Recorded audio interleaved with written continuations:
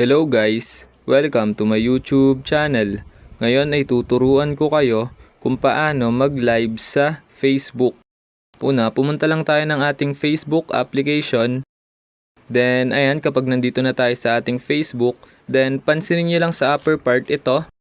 Ayan, then kapag nakita na natin yan, then i-click lang natin. Ayan. Then kapag na-click na natin, mapupunta na tayo dito sa ating profile. Then kapag nandito na tayo sa ating profile, scroll up lang natin. Then ayan, then kapag na-scroll up na natin, then pansinin nyo naman ito.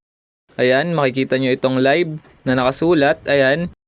Then kapag nakita nyo na yan, click lang natin yung live na nakasulat. Then kapag napindot na natin yung live, mapupunta na tayo dito. Then ayan, pwede na tayo mag-live. Then pansinin nyo to sa taas. Kung mapapansin nyo, naka-public. Then ito naman, dito ilalagay yung description nyo kung anong gusto nyo ilagay. So then itong blue naman is para makapag-live tayo. Ayan, sabi dito go live. So i-click lang natin yung go live kapag gusto na nating mag-live dito sa Facebook. So ayun lang, ganun lang na mga dali mag-live dito sa Facebook app.